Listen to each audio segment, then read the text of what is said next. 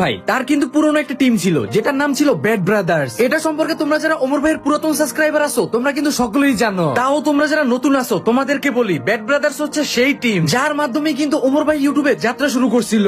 এমনকি তার সর্বপ্রথম যে ভিডিওটা ভাইরাল হয় সেটা কিন্তু ওই ব্যাড ব্রাদার্স থেকেই। যাই হোক, কোনো এক কারণবশত তাদের ওই টিমটা কিন্তু ভাঙা যায়। তো হঠাৎ করে তার এক সাবস্ক্রাইবার ওমর ভাইয়ের সেই পুরনো টিম নিয়ে একটা প্রশ্ন করে, যেটা দেখার আগে তোমাদের কাছে একটাই চাওয়া, আমরা কিন্তু 5 লাখ ফ্যামিলির অনেক কাছাকাছি আছি। তাই যারা এখনো ফলো করে নাই কষ্ট করে একটু ফলো করে দিও। তোমরা যারা চাও গেমে টুর্নামেন্ট খেলে আর্নিং করতে, তাহলে যে কোনো ব্রাউজারে গিয়ে সার্চ করো গেম ক্লাব বিডি। ওইখানে তোমরা রাত দিন 24 ঘন্টার যে কোনো সময় সকল প্রকার টুর্নামেন্ট ম্যাচ খেলতে পারবা, যার প্রাইস গুলো কিন্তু অনেক বেশিই থাকে। ব্যাড ব্রাদার্স টিমের সর্বোপরি অভিজ্ঞতা কেমন ছিল?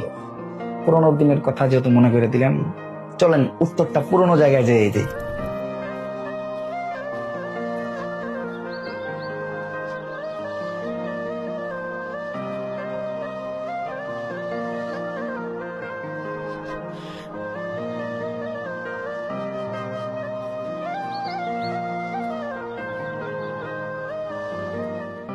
আর ব্যাড ব্রাদার্স এর সাথে আমার সর্বোপরি অভিজ্ঞতা, এটা একটা গোল্ডেন মেমোরিজ, গোল্ডেন টাইমস বলতে পারেন। ওইটাই ছিল আমার শুরু, ওইটাই আমার জ্বর। আমি যদি গাছ হই ওইটাই শিকড়। ব্যাড ব্রাদার্স নামটা যেহেতু আমার দেওয়া, একটা একটা কইরা টিম মেম্বারদের আশা, কে কিভাবে টিমের সাথে কানেক্ট হইছে, সবার শুরু ওদের সাথে আমার শুরু। ওদেরকে শিখানোর ফাঁকে ফাঁকে আমি শিখতেছি নতুন নতুন কন্টেন্টের নতুন নতুন ক্যারেক্টার। যেহেতু ওই জায়গায় সবাই ছিল আমার ভাই, বন্ধু, বড় ভাই, তো গোল্ডেন মেমোরিজ, গোল্ডেন টাইম। এক কথায় বলতে গেলে এটা একটা ইনলেস মেমোরি বলতে পারেন। ব্যাড ব্রাদার্স এর সাথে আমার সর্বোপরি অভিজ্ঞতা একদম ওমর